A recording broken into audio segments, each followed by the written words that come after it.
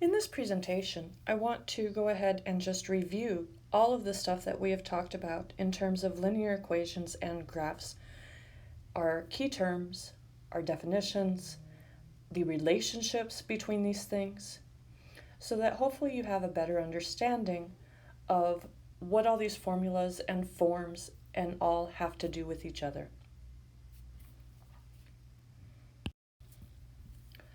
So key features of graphs of linear equations.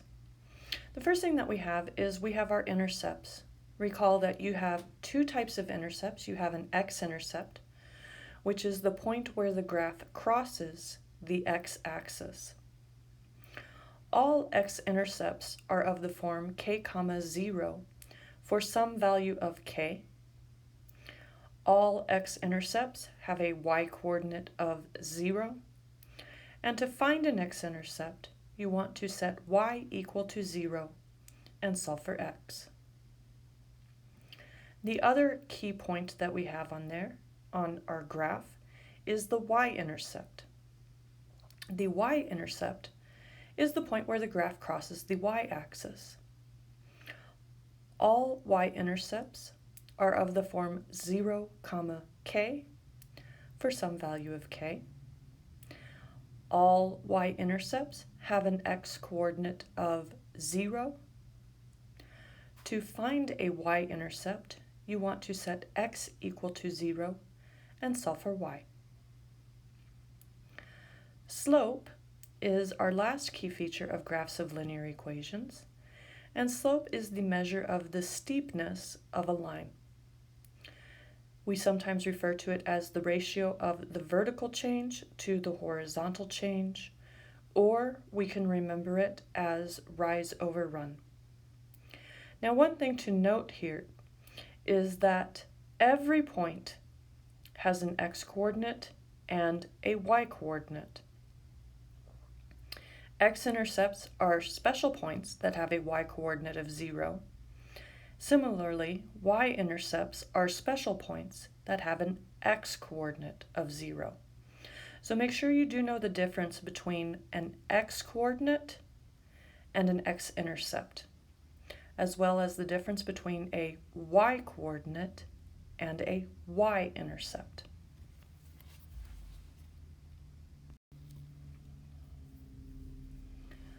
We have 4 different types of lines. Line can be an increasing line, which goes up from left to right and has a positive slope. A line can be a decreasing line, which goes down from left to right or has a negative slope. We also have horizontal lines. This goes from left to right. It does not go up or down. It has a 0 slope. And it also has an equation of y equals k, where k is a constant. Our final type of line that we have is a vertical line. This goes up and down, but does not go left or right.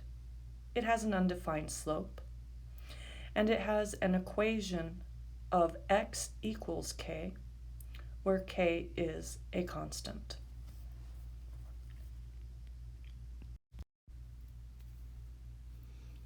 We have different forms of linear equations. Our first form is general form or standard form. General form is a linear equation written in the form ax plus by equals c, where a, b, and c are constants. Graphically, this form is best for graphing using intercepts. Algebraically, when we see problems in this form, we will usually be asked to rewrite in slope-intercept form, which is just going to be manipulating the equation. Our second form that we have is slope-intercept form. Y equals mx plus b, where m and b are constants. Graphically, this is good for graphing using slope and y-intercept, as well as graphing using tables. Algebraically, when manipulating equations, this will always be our final answer for the problem. Our third form for a linear equation is point-slope form. Point-slope form is y minus y1 equals m times x minus x1. Graphically, this is not something that we ever use. Algebraically, this is a working formula, meaning that we plug in given information and then we will rewrite our answer in slope-intercept form by manipulating the equation and solving for y. The last thing that we had in this chapter was the formula for slope. Our formula for slope was m equals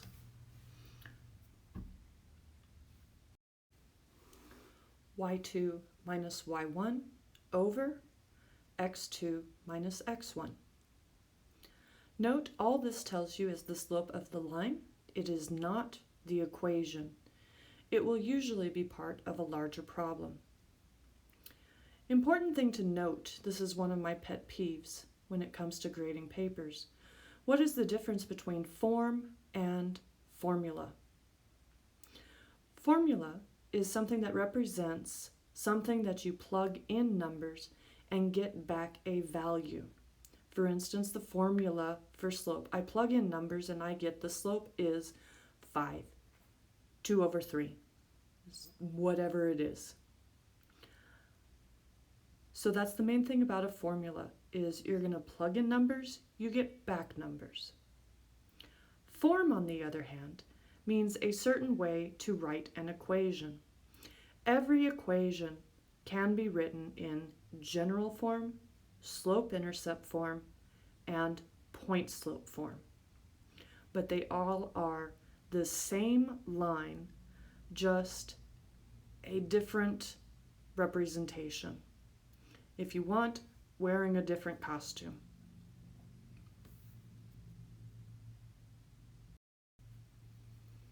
Finally, we had extensions of slope.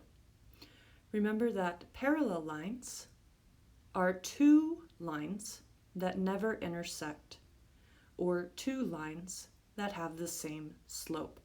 One of the key things I want to point out is you do have to have two lines when talking about parallel. A line by itself cannot be parallel. It is just a line. Parallel is a comparison between two lines.